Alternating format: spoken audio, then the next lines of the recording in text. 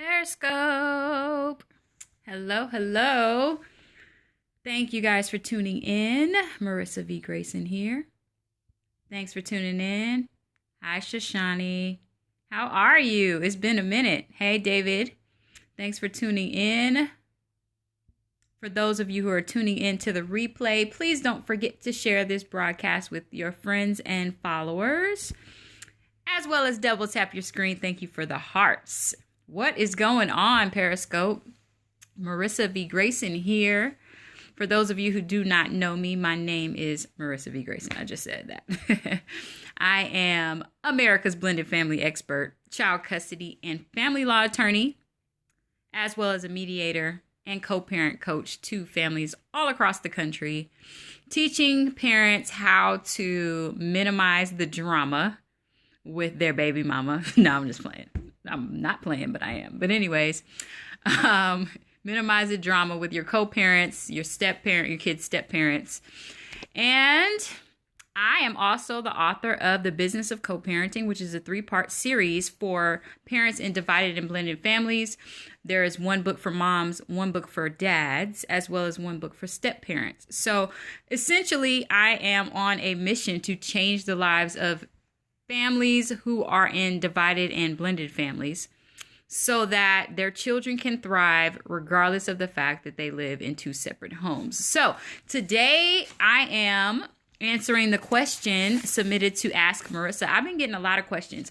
If you guys have questions, submit them to bit.ly, that's bit.ly/Ask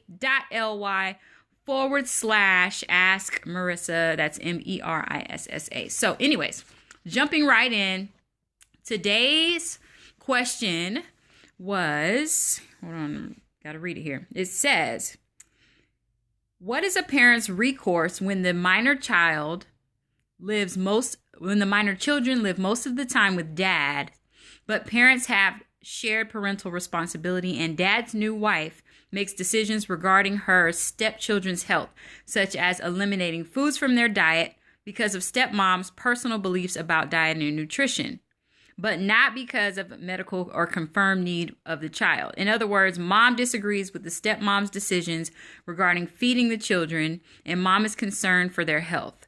What is their recourse? Can mom, the biological mom, go to court and make a motion for anything to be done so that she has control or say over how her biological children are cared for or fed?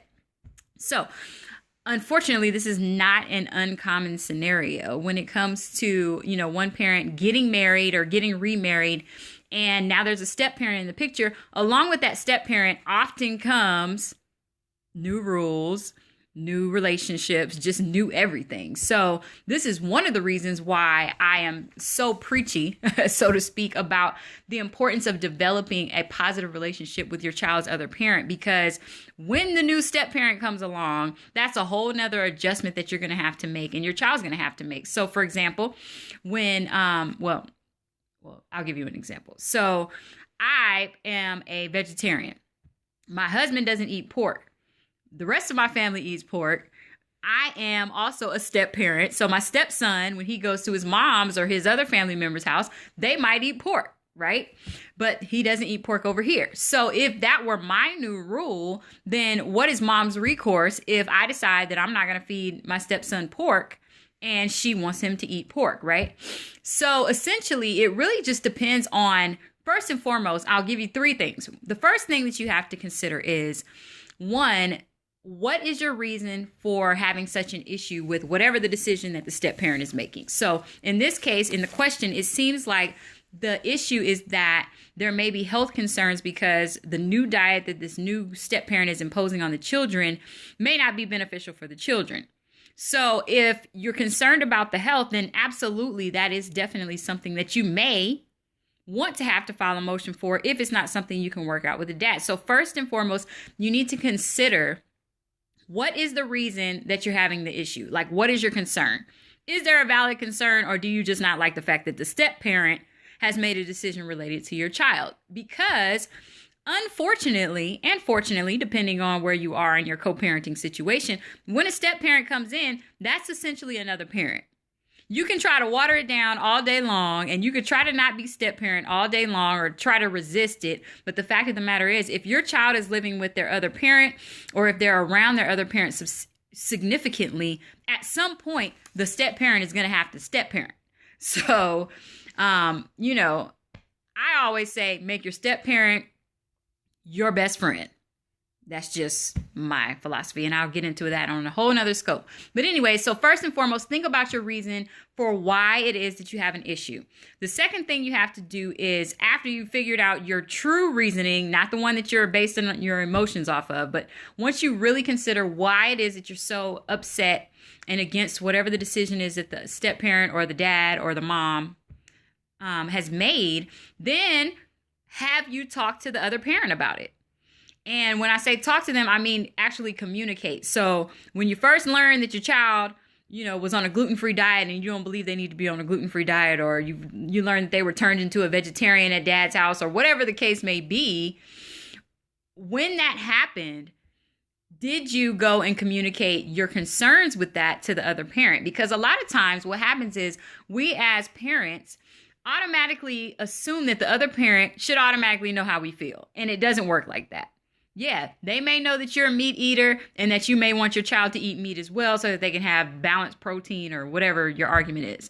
So they may know that, but they may not know that it really bothers you, or you really have an issue with the fact that, you know, at dad's house, they don't eat any meat, or that they're on a gluten-free diet, or that they're on a low-calorie diet, or whatever the diet is. Because it wasn't specific, I'm just being general. So make sure you communicate to the other parent. And when you communicate, make sure it's not when you're hot-headed. Make sure it's not when you are still very upset about whatever it is that you just learned is going on at the step parent's house, or the other parent's house. And make sure you convey your concerns to the other parent without an attitude. Watch your tone and convey it in a way that's respectful and well thought out, so it doesn't come across as, I'm just mom and I have an issue with stepmom, so I'm going to just trip over anything that happens over dad's house. Because that's where you're going to be at a place where you don't really get anywhere. And the whole point is you need a solution here. So you have to communicate and watch the way that you communicate, the timing when you communicate. And finally, you need to really consider whether it's battle worthy. I talk about this all the time. There are some things that you're going to want to go to war with when it comes to child custody and visitation and co-parenting. And there are some things that are just not battle worthy. So when you found out that the step parent has changed your child's diet, depending on how often they're coming back and forth to your house, one, how does your child feel about it? Two, is there really a medical concern that you have? Have you talked to the other parent? And if there's a medical concern you have, take your child to the doctor to see their pediatrician and see what their pediatrician says. Get a professional opinion so that you can back up your concerns. Because if your pediatrician says, well, yeah, they are with dad during the week and they're with you on the weekend, so it's not going to be a big deal if they aren't eating meat, or if they are eating meat, or if whatever it is, then you might just be, blowing things out of proportion or tripping over something that's not trip worthy. So you just have to really consider, yeah, exactly. Naturally new. Thank you for chiming in. Lean on facts, not assumptions. That's absolutely right. And that's one thing that we as parents naturally do. So, you got to have some kind of, when it comes to co-parenting, you're going to be back and forth and disagreeing, and there are going to be things that you're not on the same page about all the time. Like, it does not go away. And although our family now, after years and years of drama, and although our family now is at a place where we can communicate about any issues we have, we still disagree on stuff. And we still have to say, hey, yo, dude, what you're doing at your house is not working. Bedtime is such and such time, or they should be eating this, or, you can't play certain video games at my house. It can't have the mature label on it. No rated R movies for the kids over here. So y'all shouldn't be doing that over there either. You know what I mean? So, but we're at a place now where we can communicate like that. Like, I can literally pick up the phone, call my stepson's mom, and say the same thing. What if it's for religious reasons and the step parent isn't of the same faith? So here's the thing. You can have a diet that's based on religious reasons that still may not harm your child. So again, it's going to go back to, regardless of their reasoning for making this rule, as far as the diet goes, how is that really impacting your child? So yeah, you could have a step parent who could come in and have a completely different faith. And then that's a whole nother topic on how to teach your children the difference between the faiths at the different households, because it's not infrequent or uncommon for parents to have completely different faiths. And then you have to figure out a balance of, you sharing your faith, them sharing their faith, and the children ultimately at some point are going to have to decide which faith they want to go with. But you can never say, well, you should never say, dad is wrong, mom is right. This is what I believe and this is why. This is what dad believes. Dad can explain why. So yeah, when it comes to, religious reasons, again, if it's not something that's impacting their health, then you deal with it as it relates to the religion and how you communicate your religious faith to your children. So, yeah, you just have to get to a place where you can communicate, but just, again, is it war worthy? And if it's war worthy, if you're going to go to battle and I go to battle, unfortunately, on some dumb stuff when it comes to, my child custody cases. I mean, I've had parents want to go to court over what area code their kids should have on the cell phone. Nobody even charges roaming fees anymore. Why are you worried about the area code? But that's what they wanted to do. So, some things are not battle worthy. So you have to, being petty for no reason. So you have to really just, decide, what is it war worthy? And if so, think about your reasoning, talk to the other parent and the step parent. If you can't talk to the step parent, let me tell you this. If you can't have a relationship with your child's step parent, that should be your goal. That should be your ultimate goal, because one, the step parent is a neutral party.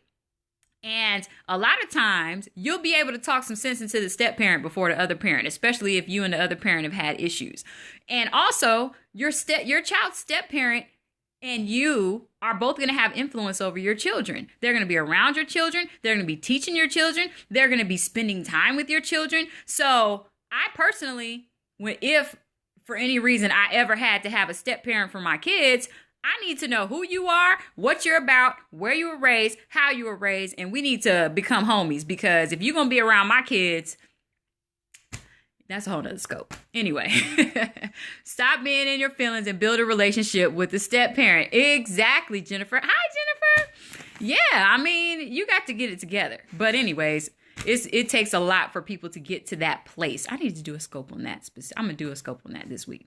Anyway, yeah, so build a relationship like knowing your child's teacher. Exactly. Same thing. Anything. Babysitters, the people that come into contact with your children have so much influence. It's unbelievable.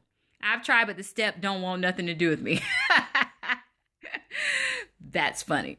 But that's not surprising. I have been there. So, but it was reversed. I was a step parent and mama wanted nothing to do with me. But it can be changed, I'm telling you. You just have to work at it. So, anyways, build a positive relationship with the other parent first and foremost. Then try to build a positive relationship with the step parent, or you might have to go reverse, There's a reason somebody is or said something. Call a sit down. Yes. Sit downs are the best when it comes to blended families, but they hard to get to when you're not there yet. Like, somebody don't want to be around you. Somebody don't want to talk to you. Somebody don't want the kid around you. That's the way, that's kind of comes with the territory. But yes, when you can have a sit down and everybody sit in the same room and hash out whatever the issues are so we can move on for the kids, that is like the ideal situation. So, right. I don't blame her, blame him. Yeah, because when you get married to somebody, we still got this kid over here, so we need to be able to have a conversation. So yeah, that's the key though.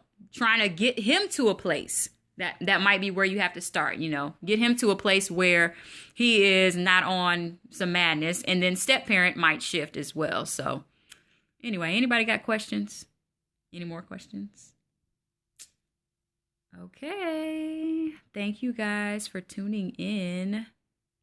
And if you're watching the replay, Please share with your followers and friends. Thank you guys for the hearts as well. I saw them flowing on my screen. Aw, I'm the best. Thank you, Jennifer. There was something else I had to say. Anyways, if you have any questions, submit them to bit.ly/ask Marissa and hit me on Twitter or Instagram. I am a natural lawyer. You follow me here on Periscope if you're not following me already. And what else? Website is marissavgrayson.com. And that's about it. So guys, thank you for tuning in. I'll be back tomorrow. I might even come back today, actually. But anyways, I'll be back. And I will see you later. If you have not signed up to get the free mini chapter from my book series, The Business of Co-Parenting, that's releasing April 12th, head over to bit.ly/co-parent business. No spaces, no dashes in between, just /co-parent business. Sign up for my email list, my VIP launch list. And hi, Dana. Sign up for the list and you can join me for this wonderful journey that I am on. So anyway, all right, I'm out of here, you guys. Catch you later. Thanks for tuning in.